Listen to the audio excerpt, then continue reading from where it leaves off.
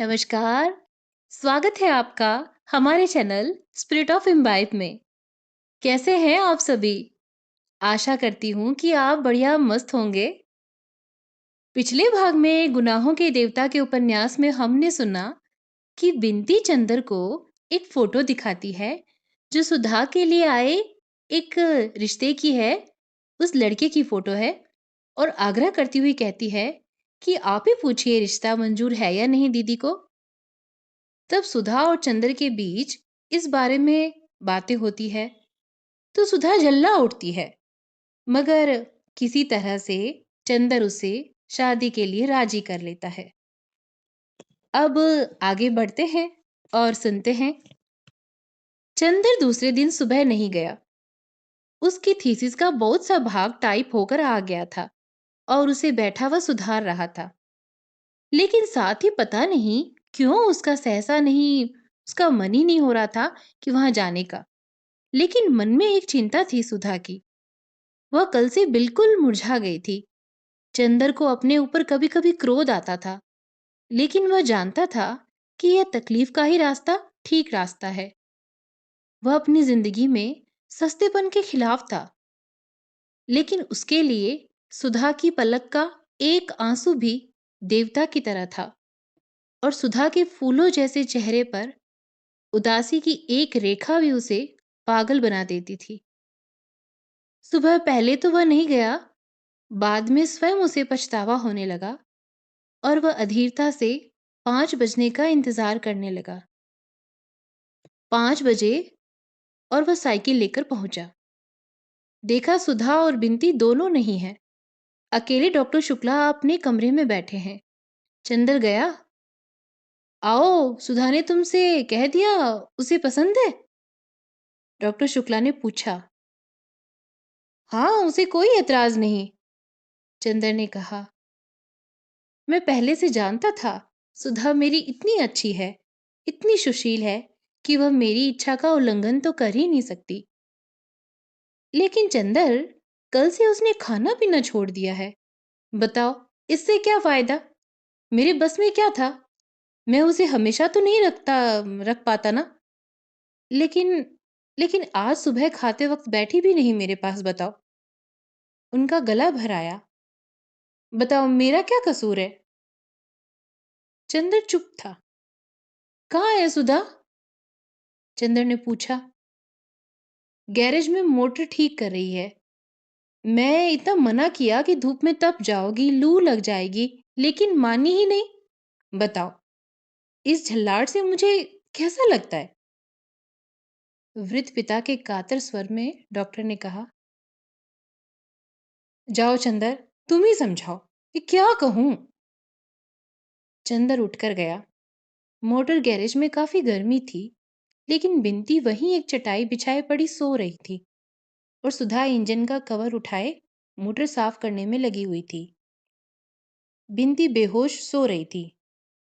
तकिया चटाई से हटकर जमीन पर चला गया था और चोटी फर्श पर सोई हुई नागिन की तरह पड़ी थी। बिंती का एक हाथ छाती पर था और एक हाथ जमीन पर। आंचल आंचल न रहकर चादर बन गया था। चंदर के जाते ही सुधा ने मुंह फेर कर देखा। चंदर, आओ। क्षीण मुस्कुराहट उसके होठों पर दौड़ गई, लेकिन मुस्कुराहट में उल्लास लुट चुका था। रेखाएं बाकी थी। सहसा उसने मुड़कर देखा। बिंती, अरे, कैसे घोड़ा बेचकर सो रही है? उठ, चंदर आए हैं। बिंती ने आंखें खोली, चंदर की ओर देखा। लेटे ही लेटे नमस्ते किया और आंचल संभालकर फिर करवट बदलकर सो गई। बहुत सोती है कमबख्त, सुधा बोली। इतना कहा इससे कमरे में जाकर पंखे में सो, लेकिन नहीं, जहां दीदी रहेगी वही यह भी रहेगी। मैं गैरेज में हूं तो यह कैसे कमरे में रहे? वही मरेगी जहां मैं मरूंगी। तो तुम ही क्यों गैरेज में थी? ऐसी क्या जरूरत थी अभी ठीक करने की? चंदर ने कहा। लेकिन कोशिश करने पर भी सुधा को आज डांट नहीं पा रहा था। पता नहीं कहां पर क्या टूट गया था। नहीं चंदर, तबीयत ही नहीं लग रही थी। क्या करती? क्रोशिया उठाया, वह भी रख दिया। कविता उठाई, वह भी रख दी। कविता वगैरह में भी तबीयत नहीं लगी। मन में आया कोई कठोर काम हो, कोई नीरस काम हो, लोहे लक्कड़ पीतल फौलाद का, तो मन लग जाए। तो चले आई मोटर ठीक करने। क्यों? कविता में भी तबीयत नहीं लगी? ताज्जुब है। गेसु के साथ बैठकर तुम तो कविता में घंटों गुजार देती थी। चंद्र बोला, उन दिनों शायद किसी को प्यार करती रही हूं, तभी कविता में मन लगता था। सुधा उस दिन की पुरानी बात याद करके बहुत उदास हंसी हंसी। अब प्यार नहीं करती होंगी, अब तबीयत नहीं लगती। बड़ी फीकी, बड़ी बेजार, बड़ी बनावटी लगती है ये कविताएं। मन के दर्द के आगे सभी फीकी है। और फिर वह उन्हीं पुर्जों में डूब गई। चंद्र भी चुपचाप मोटर की खिड़की से टिक कर खड़ा हो गया और चुपचाप कुछ सोचने लगा। सुधा ने बिना सिर उठाए, झुके ही झुके, एक हाथ से एक तार लपेटते हुए कहा, चंदर, तुम्हारे मित्र का परिवार आ रहा है इसी मंगल को। तैयारी करो जल्दी। कौन परिवार सुधा? हमारे जेठ और सास आ रही हैं इसी बैसाखी को हमें देखने। उन्होंने तिथि बदल दी है, तो अब 6 ही दिन रह गए हैं। चंद्र कुछ नहीं बोला। थोड़ी देर बाद सुधा फिर बोली, अगर उचित समझो तो कुछ पाउडर क्रीम ले आना। लगाकर जरा गोरे हो जाएं तो शायद पसंद आ जाएं। क्यों? ठीक है ना? सुधा ने बड़ी विचित्र सी हंसी हंस दी और सिर उठाकर चंद्र की ओर देखा। चंद्र चुप था, लेकिन उसकी आंखों में अजीब सी पीड़ा थी और उसके माथे पर बहुत ही करुण छां। सुधा ने कवर गिरा दिया और चंद्र के पास जाकर बोली, क्यों चंद्र, बुरा मान गए हमारी बात का? क्या करें चंद्र, कल से हम मजाक करना भी भूल गए। मजाक करते हैं तो व्यंग्य बन जाता है। लेकिन हम तुमको कुछ नहीं कह रहे थे। चंदर, उदास न हो। बड़े ही दुलार से सुधा बोली, अच्छा, हम कुछ नहीं कहेंगे। और उसने अपना आंचल संभालने के लिए हाथ उठाया। हाथ में कालूंच लग गई थी। चंद्र समझा मेरे कंधे पर हाथ रख रख रही है सुधा। वह अलग हटा तो सुधा अपने हाथ देखकर बोली, घबराओ न देवता, तुम्हारी उज्जवल साधना में कालिक नहीं लगाऊंगी। अपने आंचल में पहुंच लूंगी। और सचमुच आंचल में हाथ पहुंचकर बोली, चलो अंदर चले, उठ बिनती, बिलैया कहीं की। चंद्र को सोफे पर बिठाकर उसी के बगल में सुधा बैठ गई और अंगुलियां तोड़ते हुए कहा, चंदर, सिर में बहुत दर्द हो रहा है मेरे। सिर में दर्द नहीं होगा तो क्या? इतनी तपिश में मोटर बना रही थी। पापा कितने दुखी हो रहे थे आज। तुम्हें इस तरह करना चाहिए। फिर फायदा क्या हुआ? न ऐसे दुखी किया, वैसे दुखी कर लिया। बात तो वही रही ना। तारीफ तो तब थी कि तुम अपनी दुनिया में अपने हाथ से लगा देती और चेहरे पर शिकन न आती। अभी तक दुनिया की सबसे ऊंचाई समेटकर भी बाहर से वही बचपन कायम रखा था तुमने। अब दुनिया का सारा सुख अपने हाथ से लुटाने पर भी वही बचपन, वही उल्लास क्यों नहीं कायम रखती? बचपन? सुधा हंसी। बचपन अब खत्म हो गया चंदर। अब मैं बड़ी हो गई। बड़ी हो गई? कब से? कल दोपहर से। चंदर चुप। थोड़ी देर बाद वह फिर स्वयं सुधा ही बोली, नहीं चंदर, 2-3 दिन में ठीक हो जाऊंगी। तुम घबराओ मत। मैं मृत्यु शैया पर होंगी तो तुम्हारे आदेश पर हंस सकती हूँ। और फिर सुधा गुमसुम बैठ गई। चंद्र चुपचाप सोचता रहा और बोला, सुधी, मेरा तुम्हें कुछ भी ध्यान नहीं है। और किसका है चंदर? तुम्हारा ध्यान न होता तो देखती मुझे कौन झुका सकता था। आज से सालों पहले जब मैं पापा के पास आई थी, तो मैंने कभी नहीं सोचा था कि कोई भी होगा जिसके सामने मैं इतना झुक जाऊंगी। अच्छा चंदर, मन बहुत उचट रहा है। चलो कहीं घूम आए। चलोगे? चलो, चंदर ने कहा। जाएं, बिंदी को जगा लाएं। वह कमबख्त अभी पड़ी सो रही है। सुधा उठकर चली गई।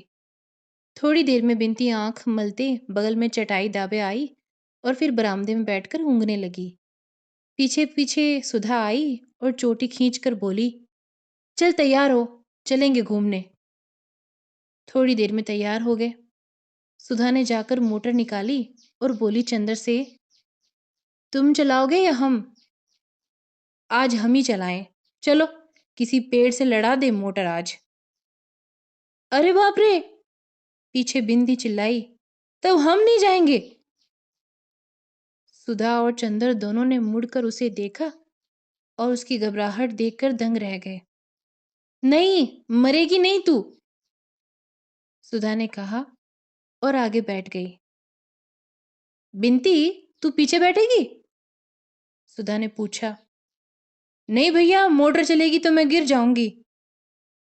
अरे, कोई मोटर के पीछे बैठने के लिए थोड़ी कह रही हूं, पीछे की सीट पर बैठेगी, सुधा ने पूछा। ओ, मैं समझी तुम कह रही हो पीछे बैठने के लिए, जैसी बग्गी में साइज बैठते हैं, हम तुम्हारे पास बैठेंगे, बिंदी ने मचल कर कहा। अब तेरा बचपन इठला रहा है बिल्ली कहीं की, चला मेरे पास। बिंती मुस्कुराती हुई जाकर सुधा के बगल में बैठ गई। सुधा ने उसे दुलार से अपने पास खींच लिया। चंदर पीछे बैठा तो सुधा बोली, अगर कुछ हर्ज न समझो तो तुम भी आगे आओ, या दूरी रखनी हो तो पीछे ही बैठो। चंदर आगे बैठ गया। बीच में बिंती, इधर चंदर उधर सुधा। मोटर चली तो बिंती चीखी, अरे मेरे मास्टर साहब! चंदर ने देखा बिसरिया चला जा रहा था। आज नहीं पढ़ेंगे, चंदर ने चिल्लाकर कहा। सुधा ने मोटर रोकी नहीं। चंद्र को बेहद अचरज हुआ जब उसने देखा कि मोटर पम्मी के बंगले पर रुकी। अरे यहाँ क्यों? चंद्र ने पूछा। यूं ही, सुधा ने कहा। आज मन हुआ कि मिस पम्मी से अंग्रेजी कविता सुने। क्यों? अभी तो तुम कह रही थी कि कविता पढ़ने में आज तुम्हारा मन ही नहीं लग रहा है। कुछ कहो मत चंदर, आज मुझे जो मन में आए कर लेने दो। मेरा सिर बेहद दर्द कर रहा है और मैं कुछ समझ नहीं पाती क्या करूं। चंदर, तुमने अच्छा नहीं किया। चंदर कुछ नहीं बोला, चुपचाप आगे चल दिया। सुधा के पीछे पीछे कुछ संकोच करती हुई सी बिनती आ रही थी। पम्मी बैठी कुछ लिख रही थी। उसने उठकर सबों का स्वागत किया। वो कोच पर बैठ गई। दूसरी पर सुधा, चंदर और बिनती। सुधा ने बिनती का परिचय पम्मी से कराया और पम्मी ने बिनती से हाथ मिलाया तो बिनती जाने क्यों चंदर की ओर देखकर हंस पड़ी। शायद उस दिन की घटना की याद में। सहसा सुधा को जाने क्या ख्याल आ गया। बिनती की शरारत भरी हंसी देखकर उसने फौरन कहा चंदर से, चंदर, तुम पम्मी के पास बैठो, दो मित्रों को साथ बैठना चाहिए। हाँ, और खास तौर से जब वह कभी कभी मिलते हों, बिनती ने मुस्कुराते हुए जोड़ दिया। पम्मी ने मजाक समझ लिया और बिना शर्माए बोली, हम लोगों की मध्यस्थ की जरूरत नहीं, धन्यवाद। आओ चंदर, यहाँ आओ। पम्मी ने चंदर को बुलाया।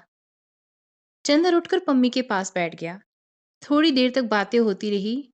मालूम हुआ बर्टी अपने एक दोस्त के साथ तराई के पास शिकार खेलने गया है। आजकल वह दिल की शक्ल का एक पाप नुमा दफ्ती का टुकड़ा काट कर उसमें गोली मारा करता है, और जब किसी चिड़िया वगैरह को मारता है तो शिकार को उठाकर देखता है कि गोली हृदय में लगी है या नहीं। स्वास्थ्य उसका सुधर रहा है। सुधा कोच पर सिर टेके उदास बैठी थी। सहसा पम्मी ने बिनती से कहा, आपको पहली दफे देखा मैंने, आप बातें क्यों नहीं करती? बिनती ने झेप कर मुंह झुका लिया। बड़ी विचित्र लड़की थी। हमेशा चुप रहती थी और कभी कभी बोलने की लहर आती तो गुटर गूं करके घर गुंजा देती थी। और जिन दिनों चुप रहती थी उन दिनों ज्यादातर आंख की निगाह, कपोलों की आशनाई या अधरों की मुस्कान के द्वारा बातें करती थी। पम्मी बोली, आपको फूलों से शौक है? हाँ हाँ, बिनती सिर हिलाकर बोली, चंदर, इन्हें जाकर गुलाब दिखा लाओ, इधर फिर खूब खिले हैं। बिनती ने सुधा से कहा, चलो दीदी, और चंदर के साथ बढ़ गई। फूलों के बीच में पहुंचकर बिनती ने चंदर से कहा, सुनिए, दीदी को तो जाने क्या होता जा रहा है। बताइए, ऐसे क्या होगा? मैं खुद परेशान हूँ बिनती, लेकिन पता नहीं मन में कौन सा विश्वास है जो कहता है कि नहीं, सुधा अपने को संभालना जानती है, अपने मन को संतुलित करना जानती है, और सुधा सचमुच ही त्याग में ज्यादा गौरवमयी हो सकती है। इसके बाद चंदर ने बात टाल दी। वह बिनती से ज्यादा बात करना नहीं चाहता था सुधा के बारे में। बिनती ने चंदर को मौन देखा तो बोली, एक बात कहें आपसे, मानिएगा? क्या? अगर हमसे कभी कोई अनधिकार चेष्टा हो जाए तो क्षमा कर दीजिएगा, लेकिन आप और दीदी दोनों मुझे इतना चाहते हैं, हम समझ नहीं पाते कि व्यवहारों को कहाँ सीमित रखूं। बिनती ने सिर झुकाए एक फूल को नोचते हुए कहा। चंद्र ने उसकी ओर देखा, क्षण भर चुप रहा, फिर बोला, नहीं बिनती, जब सुधा तुम्हें इतना चाहती है तो तुम हमेशा मुझ पर उतना ही अधिकार समझना जितना सुधा पर। उधर पम्मी ने चंदर के जाते ही सुधा से कहा, क्या आपकी तबीयत खराब है? नहीं तो। आज आप बहुत पीली नजर आ रही हैं, पम्मी ने पूछा। हाँ, कुछ मन नहीं लग रहा था, तो मैं आपके पास चली आई कि आपसे कुछ कविताएं सुनूं अंग्रेजी की। दोपहर को मैंने कविता पढ़ने की कोशिश की तो तबीयत नहीं लगी, और शाम को लगा कि अगर कविता नहीं सुनूंगी तो सिर फट जाएगा। आपके मन में कुछ संघर्ष मालूम पड़ता है, या शायद एक बात पूछूं आपसे? क्या? पूछिए। आप बुरा तो नहीं मानेंगी? नहीं, बुरा क्यों मानूंगी? आप कपूर को प्यार तो नहीं करती? उससे विवाह तो नहीं करना चाहती? छी मिस पम्मी, आप कैसी बातें कर रही हैं? उसका मेरे जीवन में कोई ऐसा स्थान नहीं। छी, आपकी बात सुनकर शरीर में कांटे उड़ जाते हैं। मैं और चंदर से विवाह करूंगी? इतनी घिनौनी बात तो मैंने कभी नहीं सुनी। माफ कीजिएगा, मैंने यूं ही पूछा था। क्या चंदर किसी को प्यार करता है? नहीं, बिल्कुल नहीं। सुधा ने इतने ही विश्वास से कहा जितने विश्वास से उसने अपने बारे में कहा था। इतने में चंदर और बिनती आ गए। सुधा बोली अधीरता से, मेरा एक एक क्षण कटना मुश्किल हो रहा है। आप शुरू कीजिए कुछ गाना। कपूर, क्या सुनोगे? पम्मी ने कहा। अपने मन से सुनाओ। चलो, सुधा ने कहा, तो कविता सुनने को मिलेगी। पम्मी ने अलमारी से एक किताब उठाई और एक कविता गाना शुरू की। अपनी हेयर पिन निकालकर मेज पर रख दी और उसके बाल मचलने लगे। चंदर के कंधे से वह टिककर बैठ गई और किताब चंदर की गोद में रख दी। बिनती मुस्कुराई तो सुधा ने आंख के इशारे से मना कर दिया। पम्मी ने गाना शुरू किया, लेडी नार्टन का एक गीत। मैं तुम्हें प्यार नहीं करती हूँ ना, मैं तुम्हें प्यार नहीं करती हूँ, फिर भी मैं उदास रहती हूँ जब तुम पास नहीं होते हो, और मैं उस चमकदार नीले आकाश से भी ईर्ष्या करती हूँ जिसके नीचे तुम खड़े होगे और जिसके सितारे तुम्हें देख सकते हैं। चंद्र ने पम्मी की ओर देखा। सुधा ने अपने ही वक्ष में अपना सिर छुपा लिया। पम्मी ने एक पद समाप्त कर एक गहरी सांस ली और फिर शुरू किया, मैं तुम्हें प्यार नहीं करती, फिर भी तुम्हारी बोलती हुई आंखें, जिनकी नीलिमा में गहराई, चमक और अभिव्यक्ति है, मेरी निर्निमेष पलकों और जागते अर्धरात्रि के आकाश में नाच जाती है, और किसी की आंखों के बारे में ऐसा नहीं होता। सुधा ने बिनती को अपने पास खींच लिया और उसके कंधे पर सिर टेक कर बैठ गई। पम्मी गाती गई, न मुझे मालूम है कि मैं तुम्हें प्यार नहीं करती हूँ, लेकिन फिर भी कोई शायद मेरे साफ दिल पर विश्वास नहीं करेगा।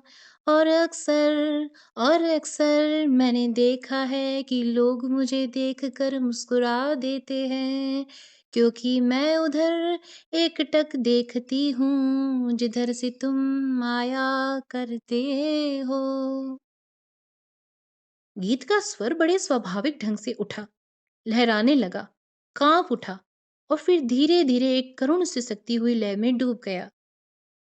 गीत खत्म हुआ तो सुधा का सिर बिंती के कंधे पर था और चंदर का हाथ पम्मी के कंधे पर। चंदर थोड़ी देर सुधा की ओर देखता रहा, फिर पम्मी की एक हल्की सुनहरी लट से खेलते हुए बोला, पम्मी, तुम बहुत अच्छा गाती हो। अच्छा? आश्चर्यजनक। कहो चंदर, पम्मी इतनी अच्छी है या तुमने कभी नहीं बताया था? हमें फिर कभी सुनाइएगा। हाँ हाँ मिस शुक्ला, काश की बजाय लेडी नार्टन के यह गीत आपने लिखा होता। सुधा घबरा गई। चलो चंदर, चलें अब, चलो। उसने चंदर का हाथ पकड़कर खींच लिया। मिस पम्मी, अब फिर कभी आएंगे, आज मेरा मन ठीक नहीं है। चंदर ड्राइव करने लगा। बिंती बोली, हमें आगे हवा लगती है, हम पीछे बैठेंगे। कार चली तो सुधा बोली, अब मन कुछ शांत है चंदर। इसके पहले तो मन में कैसे तूफान आपस में लड़ रहे थे, कुछ समझ में ही नहीं आता। अब तूफान बीत गए। तूफान के बाद की खामोश उदासी है। सुधा ने गहरी सांस ली। आज जाने क्यों बदन टूट रहा है। बैठे ही बैठे बदन उमेटते हुए कहा। दूसरे दिन चंदर गया तो सुधा को बुखार आ गया, अंग अंग जैसे टूट रहा हो और आंखों में ऐसी तीखी जलन कि मानो किसी ने अंगारे भर दिए हो। रात भर वह बेचैन रही, आधी पागल सी रही। उसने तकिया, चादर, पानी का गिलास सभी उठकर फेंक दिया। बिन्ती को भी बुलाकर पास बिठा लेती, कभी उसे दूर ढकेल देती। डॉक्टर साहब परेशान रात भर सुधा के पास बैठे, कभी उसका माथा, कभी उसके तलवों में बर्फ मलते रहे। डॉक्टर घोष ने बताया कि यह कल की गर्मी का असर है। बिन्ती ने एक बार पूछा, चंद्र को बुलवा दें? तो सुधा ने कहा, नहीं, मैं मर जाऊं तो मेरे जीते जी नहीं। बिन्ती ने ड्राइवर से कहा, चंद्र को बुला लाओ। तो सुधा ने बिगड़ कर कहा, क्यों? तुम सब लोग मेरी जान लेने पर तुले हो। और उसके बाद कमजोरी से हाँफने लगी। ड्राइवर चंद्र को बुलाने नहीं गया। जब चंद्र पहुंचा तो डॉक्टर साहब रात भर जागरण के बाद उठकर नहाने धोने जा रहे थे। पता नहीं सुधा को क्या हो गया कल से। इस वक्त तो कुछ शांत है, पर रात भर बुखार रहा और बेहद बेचैनी रही और एक ही दिन में इतनी चिड़चिड़ी हो गई है कि बस। डॉक्टर साहब ने चंद्र को देखते ही कहा। चंद्र जब कमरे में पहुंचा तो देखा कि सुधा आंख बंद किए हुए लेटी है और बिन्ती उसके सिर पर आइस बैग रखे हुए है। सुधा का चेहरा पीला पड़ गया था और मुंह पर जाने कितनी ही रेखाओं की उलझन है। आंखें बंद है और पलकों के नीचे से अंगारों की आंच छनकर आ रही है। चंद्र की आहट पाते ही सुधा ने आंखें खोली। अजब सी आग्नेय निगाहों से चंद्र की ओर देखा और बिन्ती से बोली, बिन्ती, इनसे कह दो जाए यहां से। बिन्ती स्तब्ध। चंद्र नहीं समझा, पास आकर बैठ गया। बोला, सुधा, क्यों, पड़ गई ना? मैंने कहा था कि गैरेज में मोटर साफ मत करो। परसों इतना रोई, सिर पटका, कल धूप खाई, आज पड़ रही। कैसी तबीयत है?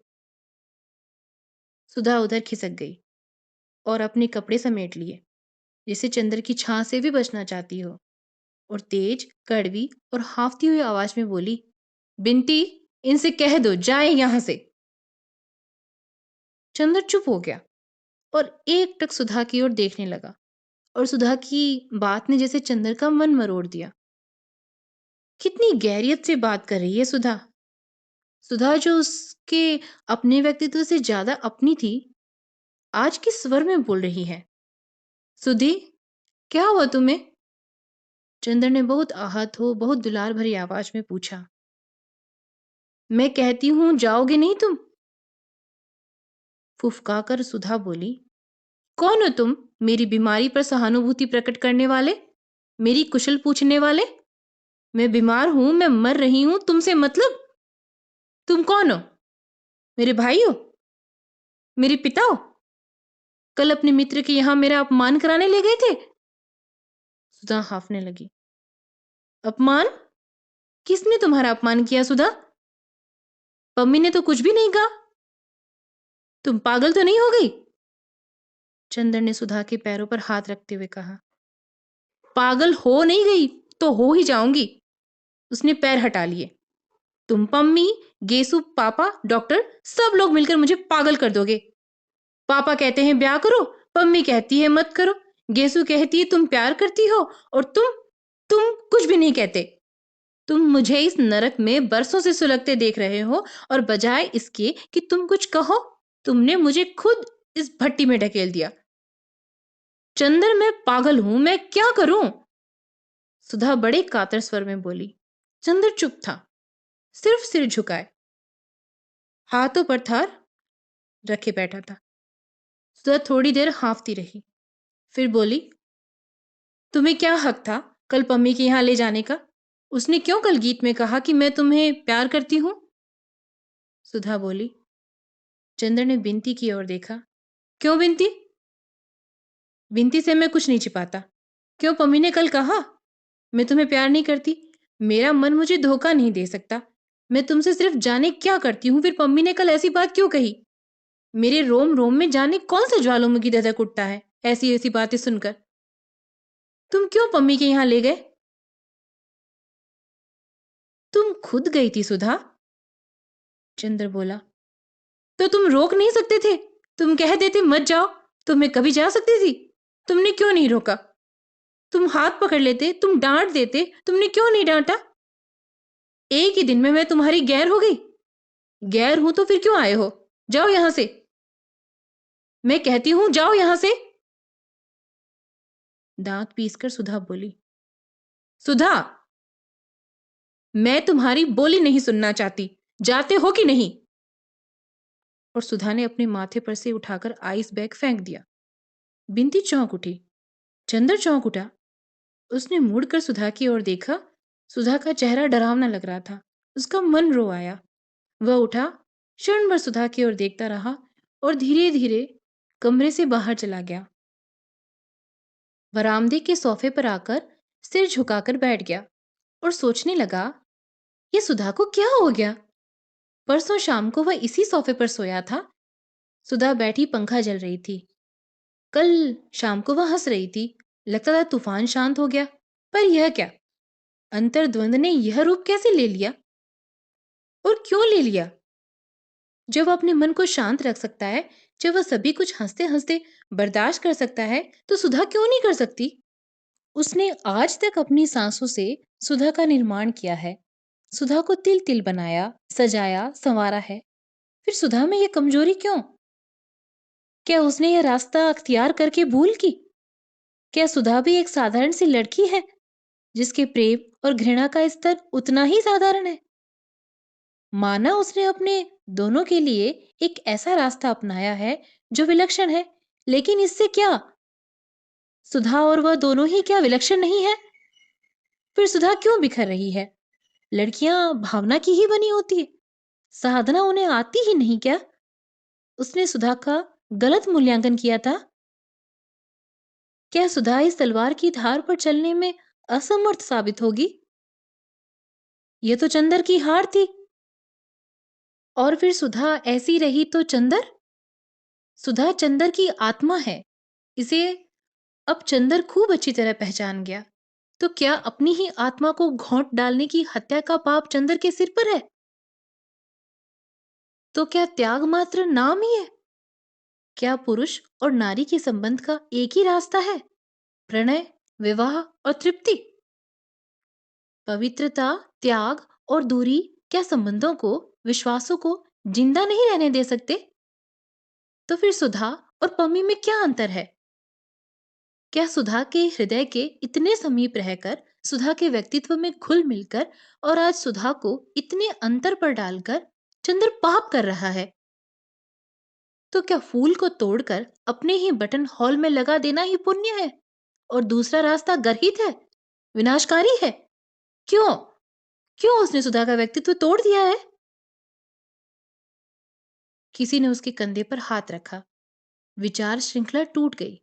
बिनती थी। क्या सोच रहे हैं आप?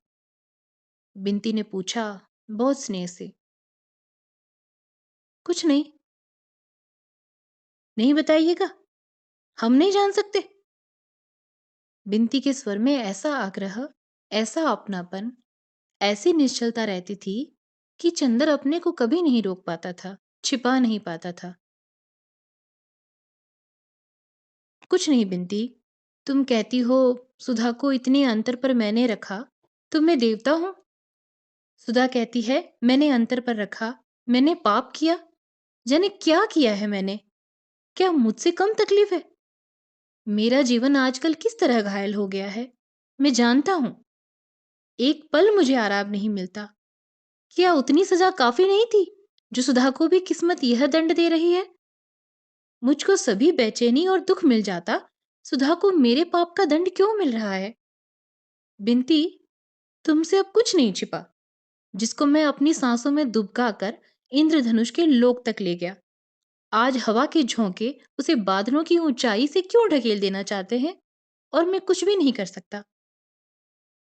इतनी देर बाद बिनती के ममता भरे स्पर्श में चंद्र की आंखें छलछला आई। छी, आप समझदार हैं। दीदी ठीक हो जाएंगी। घबराने से काम नहीं चलेगा ना? आपको हमारी कसम है।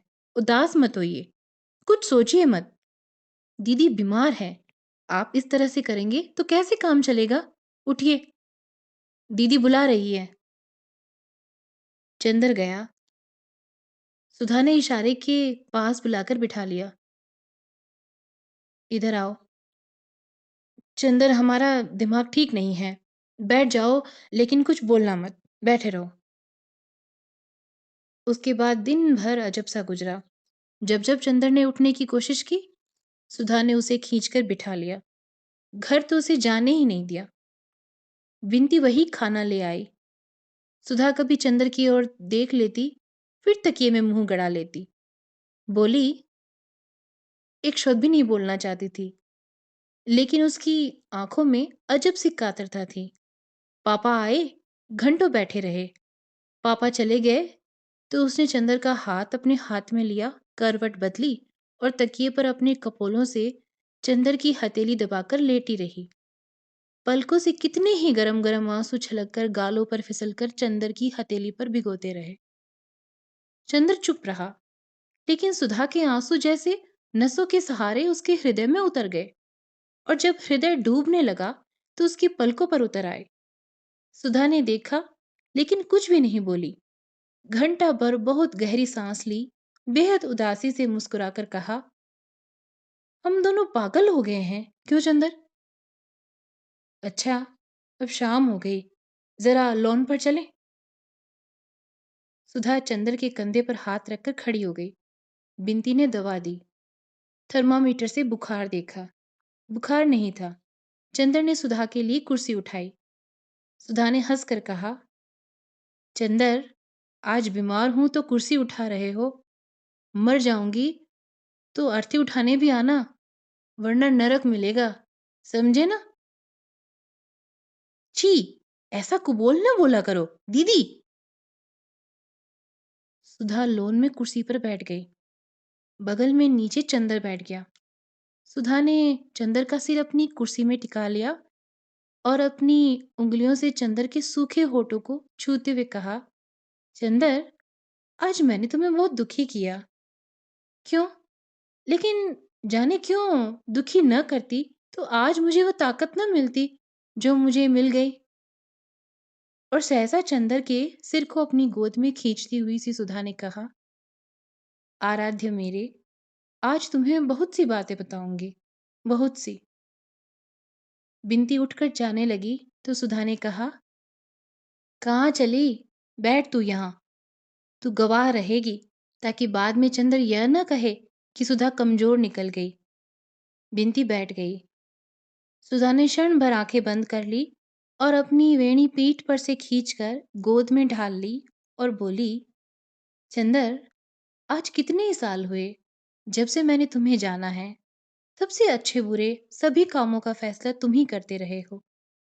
आज तो तुम ही बताओ चंदर, कि अगर मैं अपने को बहुत संभालने की कोशिश करती हूँ और नहीं संभाल पाती हूँ, तो यह कोई पाप तो नहीं? तुम जानते हो चंदर, तुम जितने मजबूत हो, उस पर मुझे घमंड है कि तुम कितनी ऊंचाई पर हो। मैं भी उतना ही मजबूत बनने की कोशिश करती हूँ, उतने ही ऊंचे उठने की कोशिश करती हूँ। अगर कभी-कभी फिसल जाती हूँ, तो ये अपराध तो नहीं? नहीं, चंदर बोला। और अगर अपने उस अंतर्द्वंद के क्षणों में तुम पर कठोर हो जाती हूँ, तो तुम सह लेते हो। मैं जानती हूँ, तुम मुझे जितना स्नेह करते हो, उसमें मेरी सभी दुर्बलताएं धुल जाती है। लेकिन आज मैं तुम्हें विश्वास दिलाती हूँ चंदर, कि मुझे खुद अपनी दुर्बलताओं पर शर्म आती है। आगे से मैं वैसी ही बनूंगी जैसा तुमने सोचा है चंदर। चंदर कुछ नहीं बोला, सिर्फ घास पर रखे हुए सुधा के पांवों पर अपनी कांपती हुई अंगुलियां रख दी। सुधा कहती गई, चंदर, आज से कुछ ही महीने पहले जब केसु ने मुझसे पूछा था कि तुम्हारा दिल कहीं झुका था, तो मैंने इनकार कर दिया था। कल पम्मी ने पूछा, तुम चंदर को प्यार करती हो, तो मैंने इनकार कर दिया था। मैं आज भी इनकार करती हूँ कि मैंने तुम्हें प्यार किया है या तुमने मुझे प्यार किया है। मैं मैं भी समझती हूँ और तुम भी समझते हो, लेकिन यह न तुमसे छिपा है न मुझसे, कि तुमने जो कुछ दिया है वो प्यार से कहीं ज्यादा ऊंचा और प्यार से कहीं ज्यादा महान है। मैं ब्याह नहीं करना चाहती थी। मैंने परसों इनकार कर दिया था। इतनी रोई थी, खींची थी। बाद में मैंने सोचा कि यह गलत है, यह स्वार्थ है। जब पापा मुझे इतना प्यार करते हैं, तो मुझे उनका दिल नहीं दुखाना चाहिए। पर मन के अंदर की जो खींच थी, जो कुढ़न थी, वह कहीं तो उतर सी ही। वह मैं अपने पर उतार देना चाहती थी। मन में आता था अपने को कितना कष्ट दे डालूं, इसीलिए अपने गैरेज में जाकर मोटर संभाल रही थी। लेकिन वहां भी असफल रही और अंत में वह खींच अपने मन पर भी न उतार कर उस पर उतारी जिसको मैंने अपने से भी बढ़कर माना है। वो खींच उतरी तुम पर। चंदर ने सुधा की ओर देखा। सुधा मुस्कुराकर बोली, न, ऐसे मत देखो। यह मत समझो कि अपने आज के व्यवहार के लिए मैं तुमसे क्षमा मांगूंगी। मैं जानती हूँ, मांगने से तुम दुखी भी होंगे और डांटने भी लगोगे। खैर, आज से मैं अपना रास्ता पहचान गई। मैं जानती हूँ कि मुझे कितना संभल कर चलना है और तुम्हारे सपने को पूरा करने के लिए मुझे अपने को क्या बनाना होगा, यह भी मैं समझ गई हूँ। मैं खुश रहूंगी, सबल रहूंगी और सशक्त रहूंगी, और जो रास्ता तुम दिखलाओगे उधर ही चलूंगी। लेकिन एक बात बताओ चंदर, मैंने ब्याह कर लिया और वहां सुखी नहीं रह पाई, फिर भी उन्हें वह भावना, उपासना न दे पाई, और फिर तुम्हें दुख हुआ तब? चंदर ने घास का एक तिनका तोड़कर कहा, देखो सुधा, एक बात बताओ। अगर मैं तुम्हें कुछ कह देता हूँ और उसे तुम मुझी को वापस दे देती हो, तो कोई बहुत ऊंची बात नहीं हुई। अगर मैंने तुम्हें सचमुच ही स्नेह या पवित्रता जो कुछ भी दिया है, उसे तुम उन सभी के जीवन में क्यों नहीं प्रतिफलित कर सकती, जो तुम्हारे जीवन में आते हैं, चाहे वह पति ही क्यों न हो? तुम्हारे मन के अक्षय स्नेह भंडार के उपयोग में इतनी कृपणता क्यों? मेरा सपना कुछ और ही है सुधा। आज तक तुम्हारी सांसों के अमृत ने ही तो मुझे सामर्थ्य दी है कि मैं अपने जीवन में कुछ कर सकूं। और मैं भी यही चाहता हूँ कि मैं तुम्हें वो स्नेह दूं जो कभी घटे ही ना। जितना बांटो उतना बढ़े, और इतना मुझे विश्वास है कि तुम यदि स्नेह की एक बूंद दो, तो मनुष्य क्या से क्या हो सकता है। अगर वही स्नेह रहेगा, तो तुम्हारे पति को कभी कोई असंतोष क्या हो सकता है। और फिर कैलाश तो इतना अच्छा लड़का है, और उसका जीवन इतना ऊंचा है कि तुम उसकी जिंदगी में ऐसे लगोगी जैसे अंगूठी में हीरा। और जहां तक तुम्हारा अपना सवाल है, मैं तुमसे भीख मांगता हूं कि अपना सब कुछ खोकर भी अगर मुझे कोई संतोष रहेगा, तो यह देखकर कि मेरी सुधा अपने जीवन में कितनी ऊंची है, मैं तुमसे इस विश्वास की भीख मांगता हूँ। छी! मुझसे बड़े हो चंदर, ऐसी बात नहीं करते।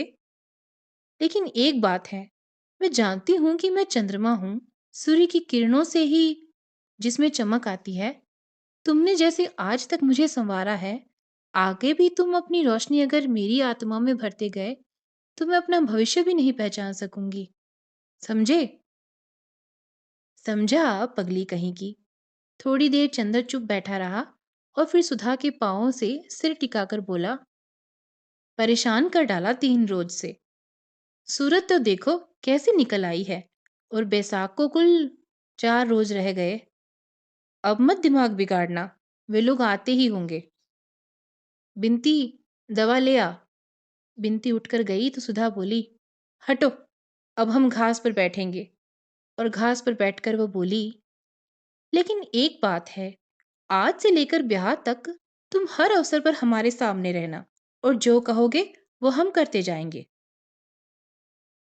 हाँ, यह हम जानते हैं, चंदर ने कहा और कुछ दूर हटकर घास पर लेट गया और आकाश की ओर देखने लगा।